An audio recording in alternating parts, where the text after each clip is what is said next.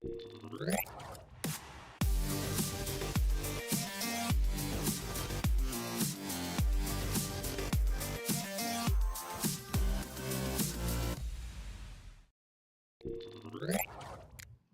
and welcome to another episode of Common Chaos Live with me, Christian Rauchenwald, on this mediocre Wednesday afternoon. I hope you all had a great day so far. As always, before we jump into this episode and with that some news and your answers or answers to your questions, let's get the usual disclaimer out of the way. Everything that I share in this live stream / video is my personal opinion and in no way financial or professional advice of any kind. You should always do your own research, consult certified professionals, draw your own conclusions and make your own decisions. Hi Ash, hi NFT Cutie, great to have you all here. As always, I'm gonna turn on the Q&A mode, so you will see what would you like to know. 1 second. So you will see a box at the top of the chat that says Q&A or so, and you can press on that box to basically simply submit your questions, and we'll answer or do the best I can to answer them. Hi Akashi, great to have you here. And yeah, now first things first, in yesterday's episode, you might have noticed, you might have not noticed, when I showed you the 1Password Chrome extensions, I didn't mention it during the stream, but I noticed I mistakenly also showed you the secret key to one of our 1Password accounts. And therefore, after the stream, just as a pure safety measure, I deleted the recording of the stream. So if you're wondering where yesterday's episode went, it's now gone. Now that brings me again to, no, actually not switching yet. That brings me again to what I've been sharing with you guys a couple of times already in recent episodes, why I love 1Password. So if I would have shared if I would have stored my passphrase in a similar way, and I would have mistakenly shown it in the stream, all it would have taken is somebody to notice, take it and clean out my wallet. Whereas with 1Password, even though yesterday the secret key of one of our accounts was visible, the secret key without knowing the email address, the sign up URL and the master password is by itself not a problem whatsoever, which means no security risk. Even though, however, because it was shared in the stream and even though I deleted the stream, I still, after the stream, then went ahead and just regenerated the secret key for the account in question, so that the key that was visible yesterday is pretty much completely useless because it doesn't even fit to the account anymore. Yeah. But yeah, that was my mistake, my oversight, but that's something that can happen here and there, especially during live streams when there's no way to like blur things, like in video editing, where during the editing process I would notice, okay, there's some information that I cannot share publicly. But yeah, that's why we don't have yesterday's recording. That's also why I have to share 1 or 2 things again that I shared yesterday in the beginning of the stream. Yeah. So yeah. So much about that. So on one hand, great, because it proves how secure 1Password is, because even though I shared the secret key, it's not a big deal. It just took me like, I don't know, 5 minutes to generate a new one for that specific account. But yeah, anyway, moving on. So as far as the things that we want to share, so as I've shared yesterday and a couple days before, and in a short on the channel that I published, I think also yesterday, there were a few reports of users that noticed or that got emails that looked like this: your wallet address has been changed. Now those are official emails, and that's something that apparently, like those people then went into their accounts and changed their email back again, and changed their. Let me start over. So there were a couple of reports of people that received emails like this, that their wallet address changed. Now, when they checked their accounts and in their accounts, we're actually going to switch here. 1 second.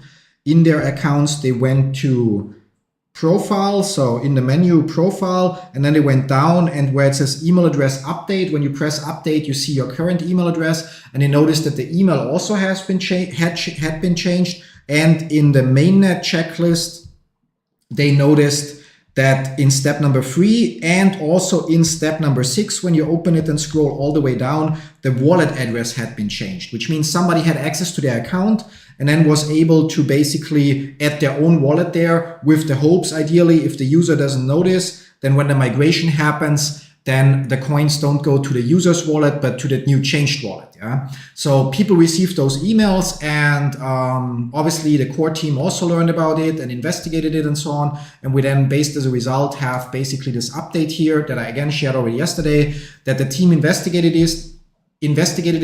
There is no security issue of any kind.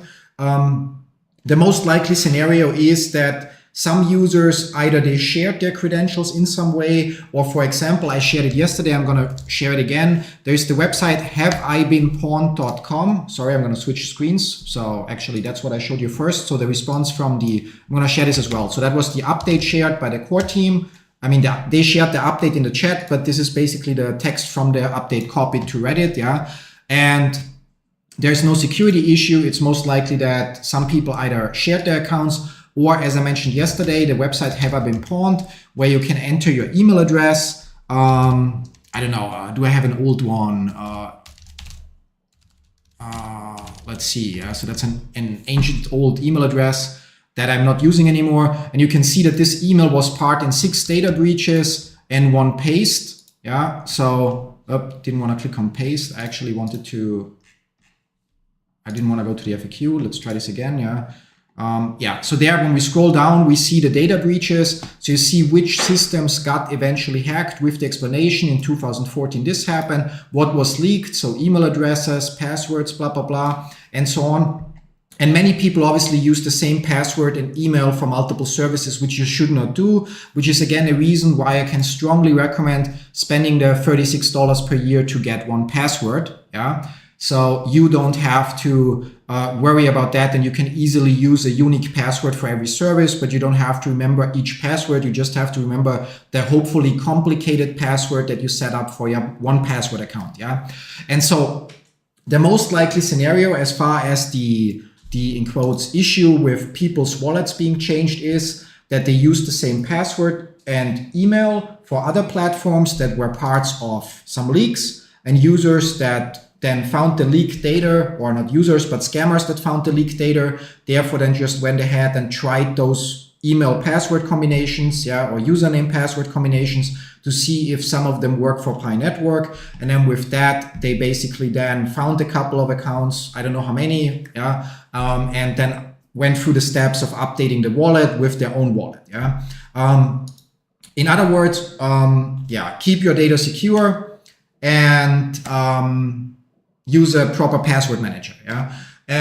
The result of all of this, so long story short, is that as a security measure, the core team rolled back the last 14 days of migration. So whenever you receive coins into your wallet, they are basically pending for 2 weeks. And during that 2-week window, if the core team notices anything shady or whatever, they have the possibility to undo the migration, which in this case is obviously good for all the users that were affected. It's bad for users that got their coins in their real wallet, or not bad, but it annoys users that got the coins into their real wallet just to see them disappear again.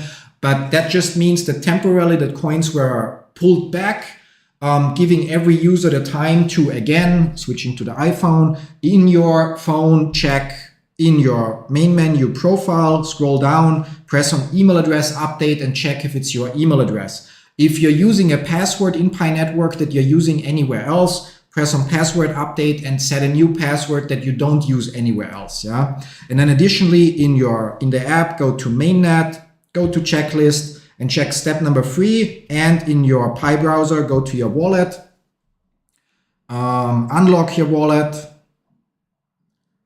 copy the wallet address in the top left, so below you see, put it into some note app or so that you see the full wallet address, and compare it with what's written in step number 3 here, and then open step number 6 and scroll all the way down and compare it with the wallet address that's written here. Yeah. So this pullback should give people the time to fix this and make sure that their account is secure, that their wallet is in the mainnet checklist, and then obviously eventually migrations will resume. And those people will get their coins migrated again. Then there's another 14-day pending period. And then if they have a lockup configured, the lockup kicks in, of course. Yeah. So that about that part that I shared yesterday already, but since the recording is gone, I wanted to share it again. Yeah, now again, a reminder, if you have any questions that you would like to have answered, at the top of the chat you should see something Q&A. What would you like to know? If you press on it, you should get the option to submit a question, and those questions I will address specifically, and the regular chat is just for chatting. Yeah, and yeah, other than that, so as a result, migrations are paused. I'm switching back to the screen here. And therefore, also when we check, for example, Explore Pi, I'm going to share the link in case you don't know the site yet, and we look into migrations. I mean, we see that they haven't been updated in 11 days. So that information here is anyway a little bit outdated. But here on Explore Pi, you have to obviously keep in mind the last updated at the top of the screen, but then you can scroll down when you're in migration and go basically to the migrations and press on month. And then you will see for each day how many accounts and how many coins got migrated. And you can also look into unlocks, how many coins unlock when per day, per month, per year, all the way in the future and so on. Yeah, so, but there is no updated information. Alternatively, you can use piscan.io to browse some blockchain information, but I don't think that you will, or that everything is already there so that we see migration data there. So we see account distribution, we see unlocks, although also not as detailed, just for the next 30 days. So with no monthly or yearly breakdown, and different wallets for exchanges and so on. So the overall user interface of piscan.io is obviously nicer, but yeah, there is not as much information yet as on explorepi.info.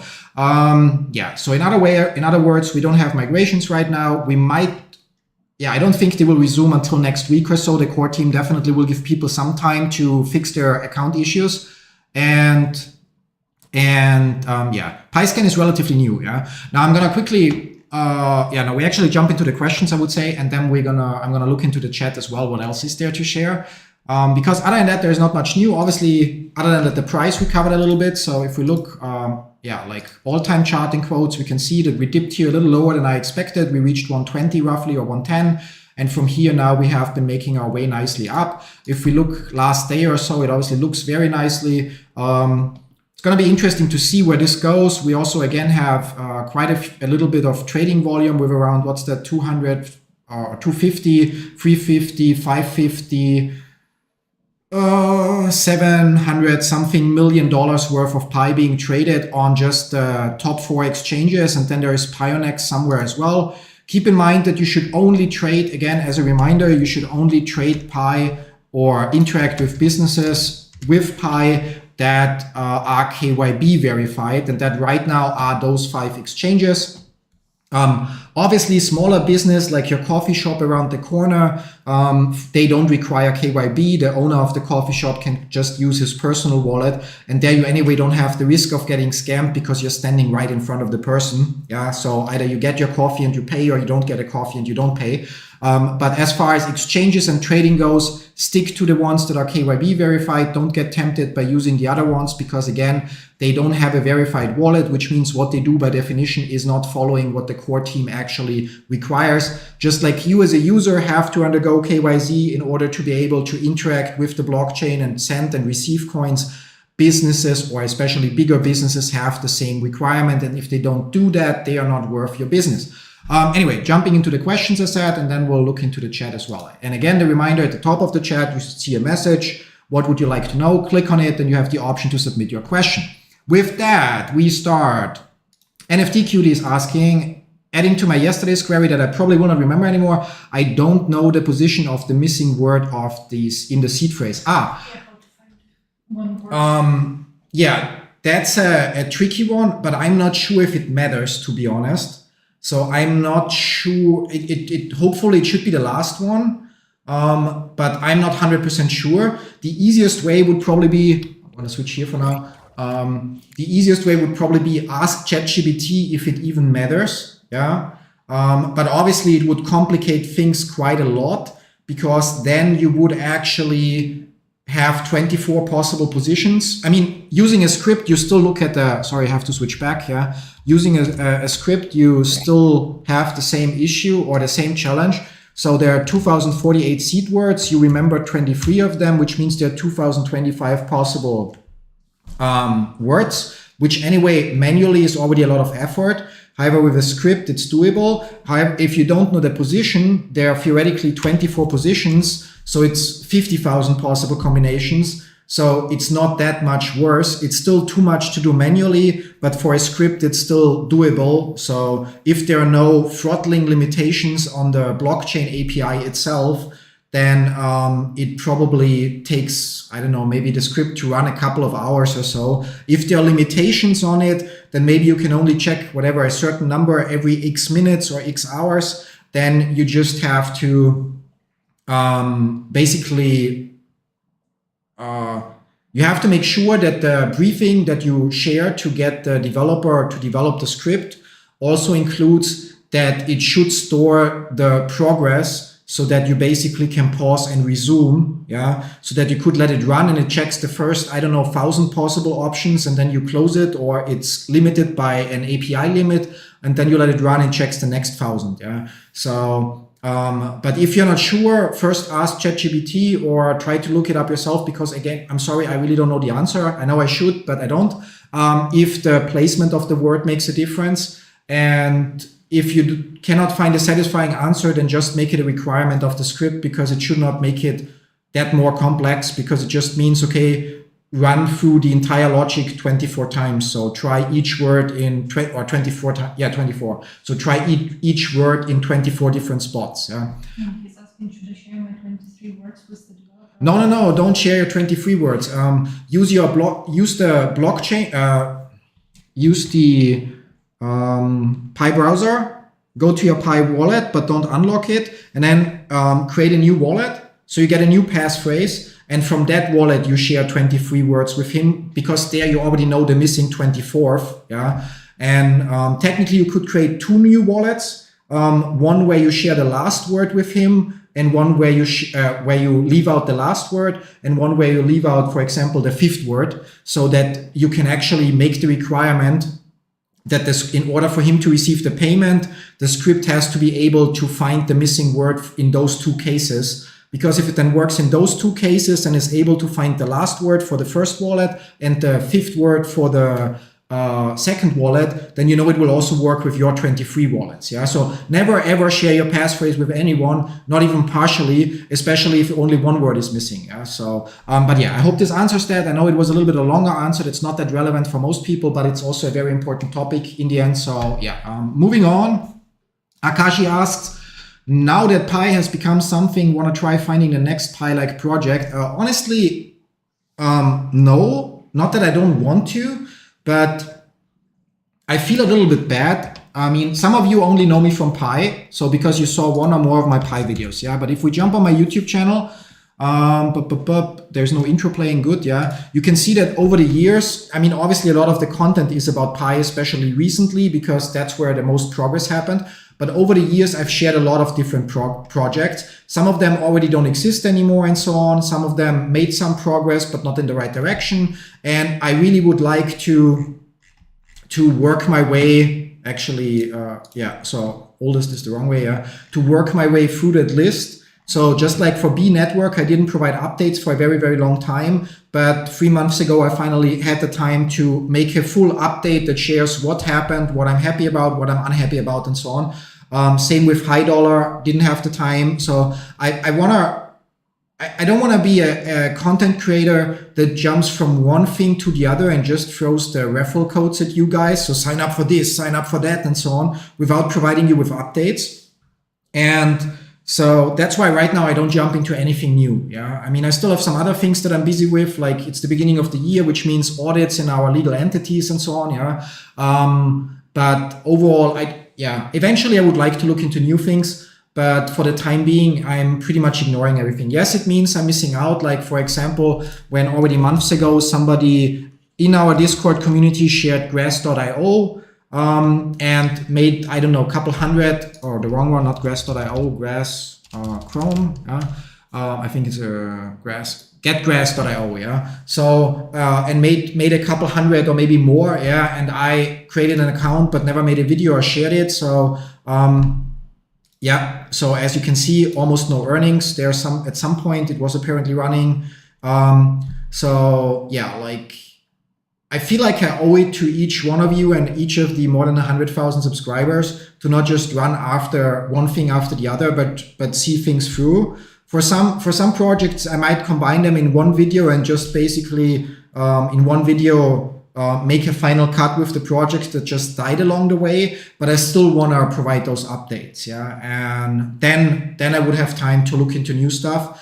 Obviously, I'm also happy with the development of Pi.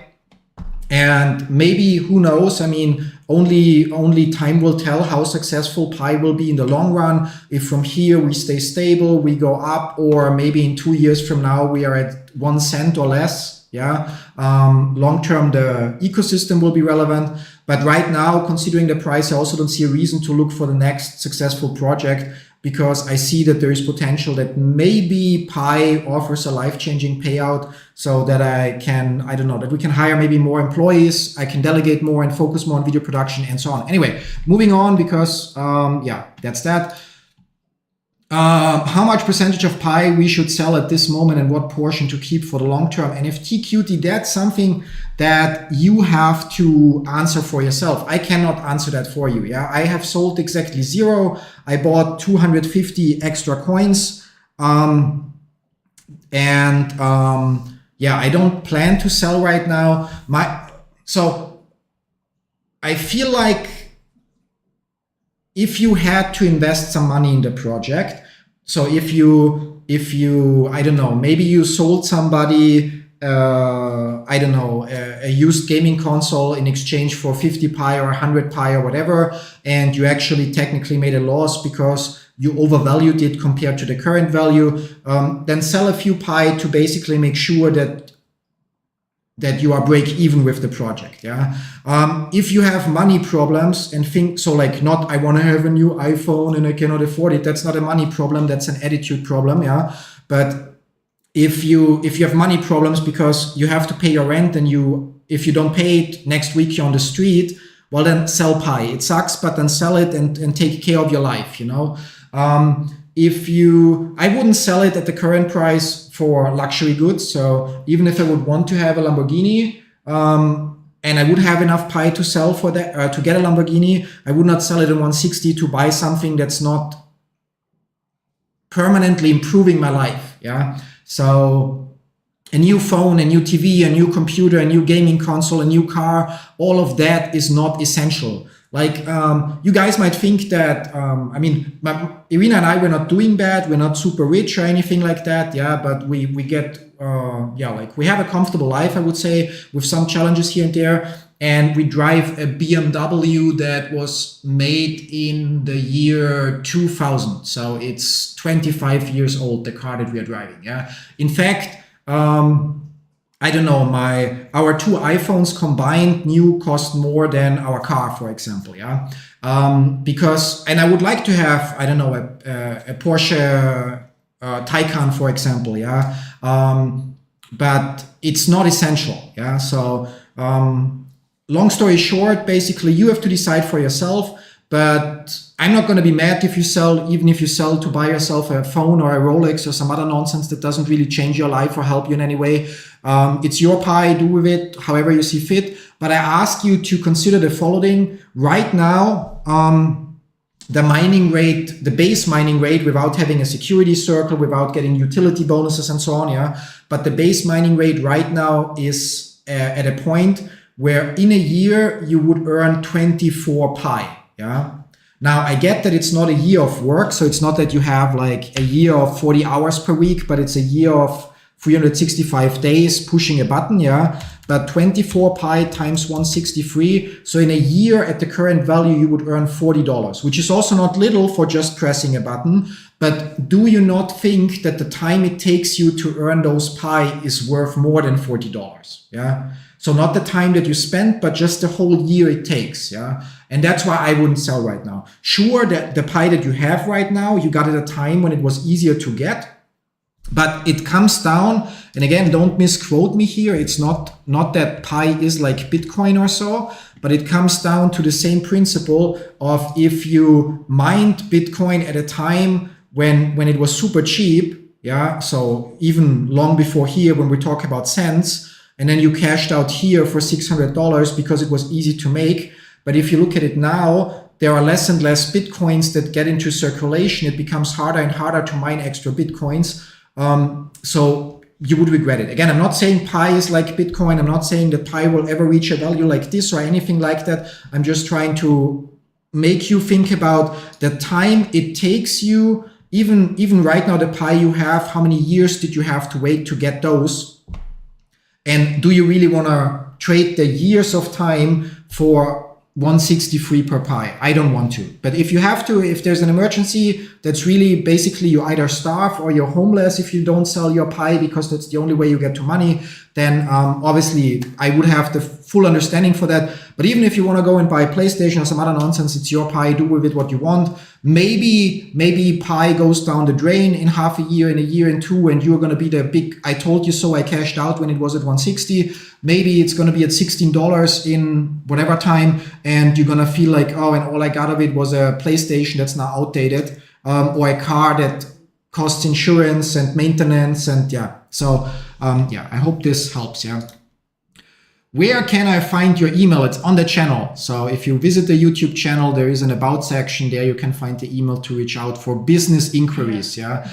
Just to clarify, I do not have the time for personal one-on-one conversations as much as I like them, but it takes up too much time and it only helps one person. So I don't do that in general. If you just want to chat a little bit on the side or so, our Discord community is great. I'm active there daily. Whatever I don't answer, somebody from the community can answer. So this email is really purely for business inquiries. Any questions you have will not be answered there. Yeah, not because I don't want to, but again, it's a misuse of my time. Yeah. Kairu, hello. The first time a Pi migrated to my wallet, I forgot the passphrase and made a new wallet. Will the next migration go to the new wallet? We have a video about that. I'm going to share it in the chat real quick as well. So if we go to playlists, I'm going to share the entire playlist so you can find all the videos. Yeah.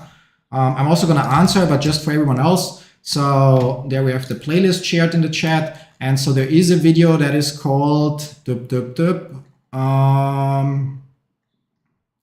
surprise, surprise. It's called Pi Network Lost Your Wallet Passphrase. Yeah. So lost your Pi Network wallet passphrase. Here, what you have to do. And what you have to do is quite easy. So you created a new wallet, but you now have to go into your Pi Network app. And in the Pi Network app, you have to go to your mainnet checklist. And then you have to go to step number 3 and enter your new passphrase. And then you have to go to step number 6 after that. And there you can then also sign that one again with the new passphrase. And then the next migration will go to your new wallet. Yeah. Otherwise, it will not go to the new wallet. Yeah. Kid Venture, I see your video on 21 or 21 when you talk about high dollar and I start Pi Network now transfer 100 Pi. How stupid I am, but thanks for your information. I'm not sure what you're trying to say. Sadly, I have to say I'm obviously disappointed. I mean, high dollar is one of the projects where we also lost a 5-digit amount. So yeah, and which is a huge pity because even nowadays, if not Terence Kwok and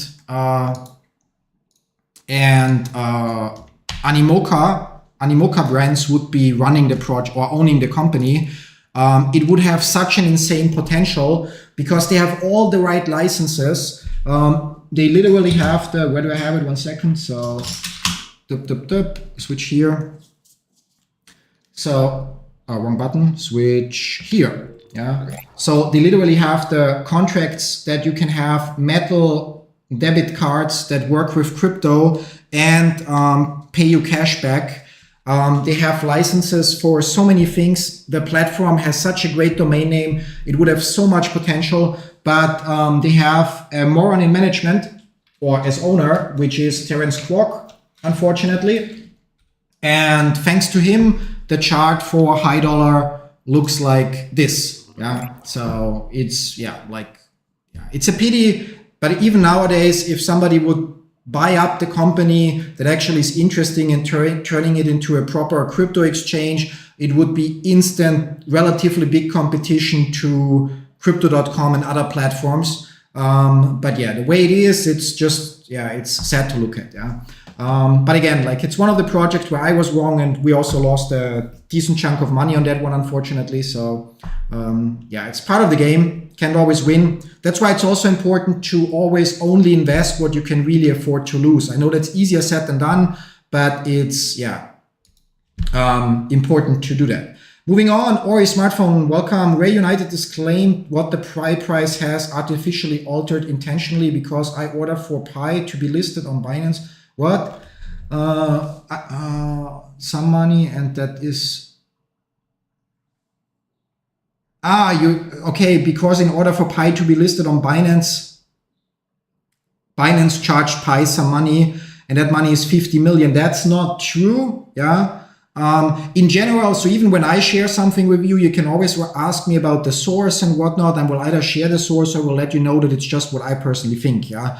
When it's about things like that, unless the information comes from the core team, it's very often nothing but pure speculation. Sometimes, depending on the content, it might also just be pure clickbait. Yeah. So you can literally look it up, Binance listing fee, and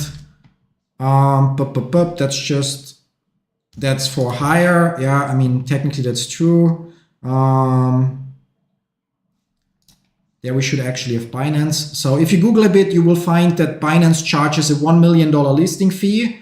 But from that $1 million, it's basically 750,000 USDT plus $250,000 worth of project tokens. However, that would also mean that is if you have a token. So if the Pi core team would go to Binance and say, we want to be listed. Yeah. If Binance would decide to list Pi, it's obviously a whole different situation. It's like everything else in life. If you want something from me, why should I pay you anything? Yeah. If I want something from you and you charge a fee, well, then I have to be willing to pay that fee. Yeah. So the way I think it is, the Pi core team definitely will not pay any money. Either Binance wants to list Picoin, and with that actually get their cut of the couple $100 million in daily trading volume, and with that earn from the fees with every single transaction, and they will then do it for free and pass KYB, or they don't. Yeah, simple as that. So as long as we have high trading volume, the price is relatively stable and doesn't plummet or so, I believe that for Binance, it's going to be an easy business decision to say, okay, we're going to go through the hoops and we're going to list it, but only time will tell that. But so I don't believe anything about $50 million for Binance listing or something like that. First of all, the core team made it quite clear that it's not their ultimate goal to be listed on exchanges. The open mainnet just makes it possible. I don't expect them to spend any money on listings. I think all the exchanges that listed Pi did so because they saw that there are millions of users that would generate them profits, because again, every single transaction has a fee where the exchange earns money. Yeah. And yeah, so I don't think that's true. But if there's any source or so, I'm also wrong sometimes. So if there's any source, happy, just share the link with me in a comment or on Discord or so, and I'll then share the updated information. But just based on hearsay, I think that's complete nonsense. Yeah. The price plummeted, but I don't know why. So obviously somebody sold. I saw some posts that claimed that the core team sold some. Yeah, maybe they did. I mean, then they deserve to, either they did it because they need the money for business purposes, and we have to differentiate, when the core team sells, is it selling from wallets that belong to the business, or is it selling from wallets that belong, in quotes, to them personally? Yeah. Because if they sell from the business, then it's to fund the operation. If they sell from their personal wallets, then it's because they want to, after years of development, finally have a payday. Either way, I did not look into this. I just saw one or two posts that claimed that from Pi core team wallets, there was something sold. But I also have problems with those claims to some extent, because you can use PiScan and Explore Pi and the blockchain explorer of Pi directly to look into each wallet, and you would see a transaction that they would have sent whatever amount of Pi to the OKX wallet or BitGet wallet or MEXC wallet. Yeah. But once it's on the exchange, you don't know what happened with those Pi. Obviously, if then shortly after there is a plummet in price, it stands to reason that somebody sold on the exchange, but you don't have proof. It's not not that it's 100% sure, because once it's in the wallet of the exchange, you don't see a sell order or something like that. Yeah. So yeah, there's that. I see we're already in overtime, so no more new questions. I'm going to answer what we still have. What's biggest Pi OTC deal you have seen till now, like buying house or car with Pi? I mean, over the counter, verified deal right now, nothing. Yeah. So obviously during the enclosed mainnet, we bought some of our studio equipment and 1 or 2 Xbox games already with Pi, even before the enclosed mainnet actually. And yeah, like, so I think the biggest post that I saw was maybe for $1,000 for a MacBook or so. The problem there also is who has the Pi required to, so even if there is a company in the US in Florida that is in real estate and says they accept Pi, well, who has 1 million Pi or even 200,000 Pi as available balance to pay for a $300,000 house or apartment? So, and there are comments that they saw people purchasing a car. Yeah, I also saw some posts of people, so that in South Korea and South Korea and other countries that basically car dealerships offered to accept Pi. Then there were posts about similar high price things where it was like mixed payments, so part of it in Pi, part of it in fiat and so on.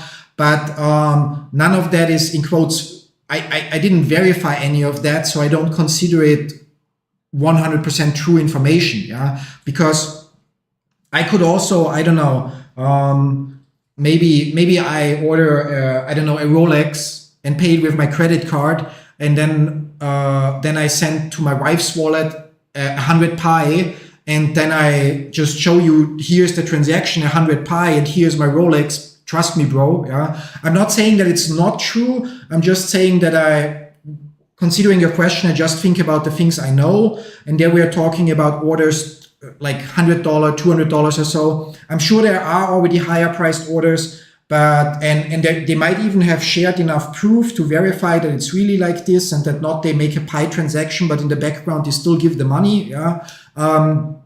Yeah, I guess over time, when more people have bigger balances, we will also see more higher item purchases. But right now, yeah, that's from the top of my head. Yeah. When do you think the next migration will happen? I believe, first of all, so for new users, we kind of have a migration pause, as I explained in the beginning of the video. That probably will last a week, maybe a little longer. And the next migration for people that already received coins, I believe, will be end of this year or early next year. And that is just my personal belief, because nobody other than the core team knows when it will happen. But it is important to consider there are, when Pi launched the open mainnet, there were 10 million verified or KYZ verified and migrated pioneers. And there were another 7 million users that had KYZ, but no migration. Yeah? And it's obviously in the interest of the project to get those 7 million migrated, and then whoever else passed KYZ with the deadline in 2 days to get those migrated and give those people their first coins, than it is to give people that already got coins in the past more of them. Yeah. And considering that the migration speed is around 1 million users per month or so, a month ago there was still around 7 million users plus new KYZ verifications missing. So as said, I would expect end of the year for potential next migration.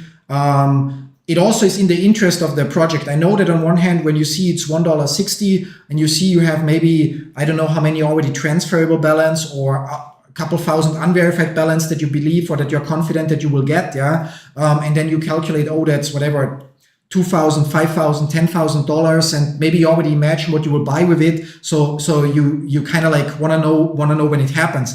But the problem is also, unless there are use cases that maintain the demand for Pi coin, if now everyone, so those 10 million people would get their second migration, many of them would say, oh, I'm just going to sell half or 80% and just hodl the rest. And what do you think will happen then with the price? So by having the gradual approach, so doing it slowly over time, making sure every person gets one migration first. So to be fair, everybody gets some coins first before we talk about secondary migrations. You basically slowly increase the supply, which is now at 7.15 billion. And this way reduce the impact on the price and make it more likely that the demand is capable of absorbing that extra supply from those users that want to sell. Yeah.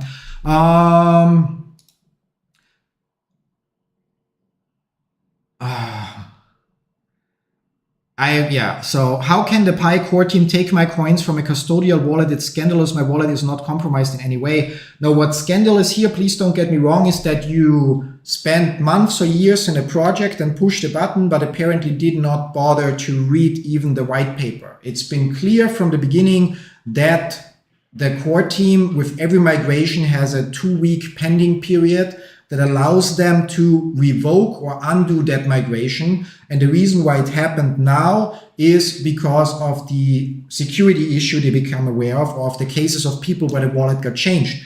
That you didn't have your wallet changed is good for you, but it still was an action that made sense to protect hundreds or thousands of other users and give them time to update their password, email, and wallet address in the checklist so they actually get their coins. So this is not on the core team. This is simply on you on not reading what the exact rules and requirements are, or not rules, but how everything works. Yeah, the core team, well, they don't actively share a lot of information. Reading the white paper contains everything that's important to know. Also, the tooltips are in the app are containing a lot of information that people should know.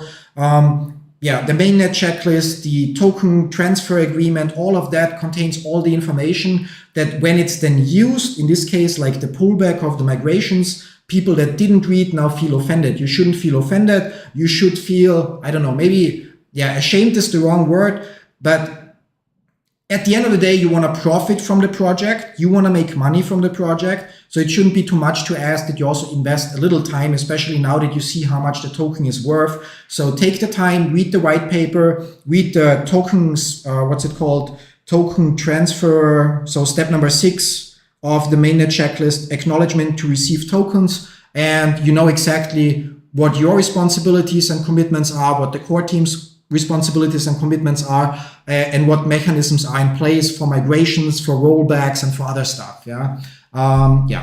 I can only assume that Pi that was sent to my first wallet that I lost and since swapped is gone forever in the void, right?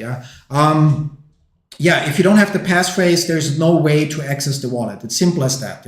I know people complain about this aspect, but that's also something that has been clearly shown. When you create a wallet, you're reminded that you have to properly back it up. You should not store it as a screenshot. You should not store it in an unsecure node and so on. So it's sadly something that many users learn the hard way. But it's very, very important when it comes to crypto. That's the whole benefit of crypto. There is nobody out there that after your pending period is over and so on can just take your coins away and whatnot.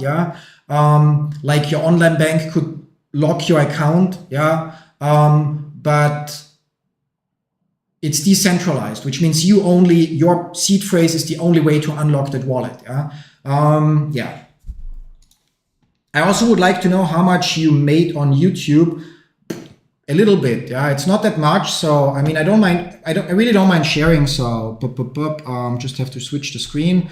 So obviously over time, it's been still a decent amount of money. So don't get me wrong. But if we look into analytics, can share here and just go for lifetime. There's been a time where it was really, really profitable, to be honest. So if we go to revenue, so you can see in the past. If it loads, in the past, there was a time where the best day was around, I don't know, $800 or $600 or something like that. That was also COVID, if I'm not mistaken. And you can see that it's overall almost $70,000 in revenue. That this is not profit. This is revenue, which means from that we have to pay, first of all, software licenses, freelancers or employees that we have or in between, and obviously then taxes. And that's basically since I started the channel. I know the channel itself is older, but you can see I never really did anything with it. I created it at some point and never did anything. I actually started the channel in, I think, February or March 2019. So it's in 6 years, $70,000 before taxes and expenses. So really not that much. And if we look right now, it's horrible, to be honest. Yeah. So if we just look, for example, last 28 days, where we had the Pi launch live stream with 130,000 views. But other than that, you can see it's like $10, $20, $30 per day. You can also see that basically for the videos, so videos generated $450 in the last month, with $2.60 per 1,000 views. Shorts generated $15, 7 cents per 1,000 views. And the live streams like this one generate $1.74 per 1,000 views. And you can see that the biggest portion here is actually the mainnet live stream, so the launch of the open mainnet, which had, I said, 130,000 views or so. And other live streams you can see. So spending almost now 45 minutes with you guys basically brings around $6 or less, maybe with some luck more. Yeah. So it's really not that profitable. Yeah. Also, if we consider, so as you might have noticed in some recent episodes, we had community and social media manager. So we tried a few different people that to hopefully fill in the role, to moderate the chat, to after the stream update the description and so on, to help out a little bit on Discord. And unfortunately, so far nobody was fitting. And so with those employees or freelancers, whatever, it actually was negative. So if we look at last month in January, I think we got $150 from YouTube. Just the software that I'm using to reply to comments costs $300 or $150 per month actually for one user, and $300 for two. So it's, yeah, like I'm literally right now we're kind of like making or losing money with YouTube. Yeah. So if we don't consider, of course, the YouTube channel is responsible for the few Pi that we already have and the bigger amount of Pi that we will potentially get in the future and so on. Somebody says that you should try to collaborate with other YouTubers. Yeah. So, but it's not right now, not that profitable. I'm sure over time it will increase again and so on. I also haven't been that consistent with publishing. I mean, now with the live streams I am, and with the shorts also I am semi-consistent, but with the regular videos, I have so many other things on my plate that I just don't get to write scripts in the quality that I want, and then record them, and then things drag out there. But it is what it is. I'm sure over time it will increase again, and if not, then yeah, we'll see. So, but I guess you expected it's more, but as you see, it's not that much. There was a very, very good time at some point, as said in 2020. But since then, the best month we ever had was actually February 2020 with $8,400 or $8,600 in revenue from YouTube alone in that 1 month. But yeah, I mean, if you then also add up like that over the years, we used that money to buy professional camera, microphones. Obviously here for the stream, the quality is not as good as for the recordings, lights, teleprompter, and so on. So yeah, so I still believe that YouTube is a great way to start your own business in quotes, or to become your own boss.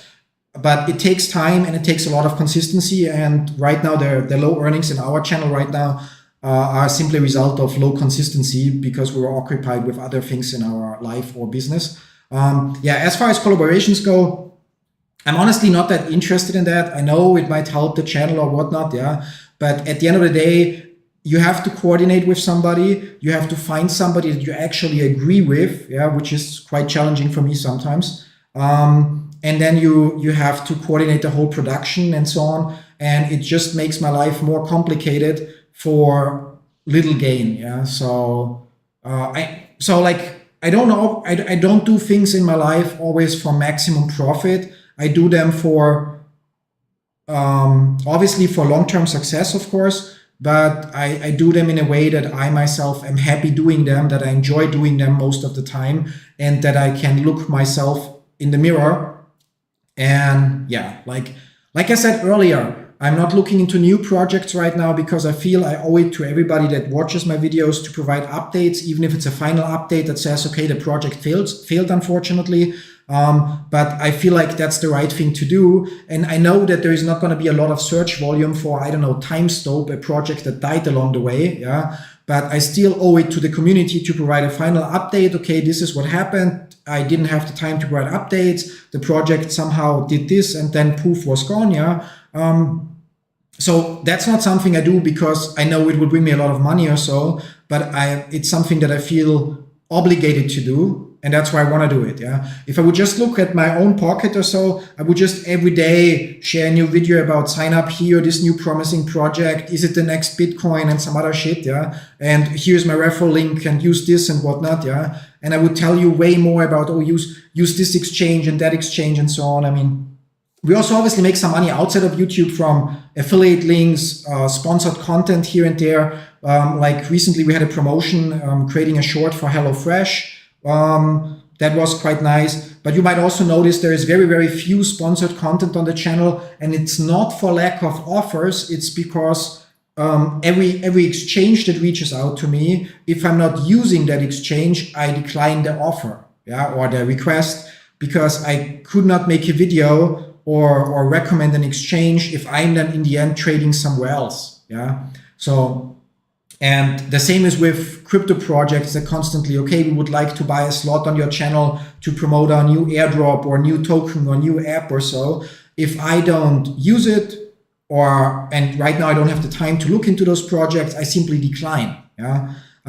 We could make probably, I don't know how much we could make with all those sponsorship requests that we decline, but it also feels like, not worth it. There is a core difference between, I'm not saying that I'm better than other YouTubers, yeah, don't get me wrong, but there's one core difference between me and many other channels out there. Like, my name is my channel, and that means it's also my reputation. And I want to be sure that if I fly somewhere on vacation where a lot of English speaking people are that might have seen my videos, that I don't have to be afraid to run into people that want to beat the shit out of me because I shared one scam after the other with them, or something like that. I want to be able to, like see or look in the mirror without feeling ashamed, sleep sound at night. And when I see people that watch my videos, I want to be able to, even if here and there I share something about a project that eventually fails, like high dollar, I want to be able to still feel good and okay because I made it clear what the risks are. I made it clear everybody is responsible for themselves. And I'm also, I did not pump it, sell my stuff and cash out and then let everybody else die. But I also, in this case, suffered a loss, for example. Yeah. Anyway, so... MA asked, what do you think about Rubi is legit? If you mean, I don't know that project and I haven't looked into it unless you mean, what is it, Rabbi wallet. I'm not sure if I'm writing it right. So that's the only Rabbi I know, but it's written differently, and that's a great wallet to use. So as far as hot wallets go, it's part of another video I'm working on that's already recorded for a couple of weeks, but I don't get the editing finished because I just want to make sure that it doesn't have to be perfect, but that it's qualitative enough to really provide you with everything you need. Anyway, now last but not least, did I miss anything in the chat that's relevant, or? I don't know if you want to go to. I'm gonna have a quick peek in the chat, or I forgot to share the screen by the way. So that's the Rabbi, yeah. So rabbi.io.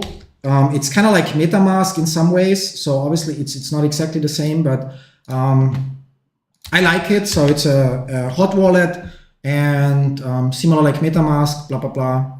And yeah, so. There is a question, what's the price prediction for Pi Day, but I don't know if you want to go into it. Yeah, I don't do price predictions. So, I mean, I might share forecasts based on the trading strategy that I use, but the last two times I did that, I was proven wrong. So I'm not going to do that today. And I don't do price predictions. I mean, if you guys want to share what you think, okay. But, I feel everything I say is not more important than everything you guys say. But because potentially hundreds or thousands of people might watch the recording, if I say on Pi Day it should be at $5, yeah, then there might be people that completely forget every disclaimer, that then suddenly start putting their life savings or even using their credit cards and so on and buying on leverage. And when it then is not $5, but maybe goes down to $1 and they lose, then they blame me. Yeah, so that's why I don't share price predictions. Yeah. I do that on my trading channel, where it's about my investment or our investment portfolio, but There it's also a different topic with different, or with, yeah, like more disclaimers and quotes, yeah. But yeah, so. Somebody sent a word of hello fresh and we can give you a decent discount. I see, all for us, yeah. Thank you. We already got a 40% discount thanks to, and got paid for the sponsorship. So, but we really like HelloFresh, so we tried it before. However, I have to say, I mean, it's completely off topic, of course. I feel like the price is a little too high, so we usually only use it when there are some discounts for us, yeah.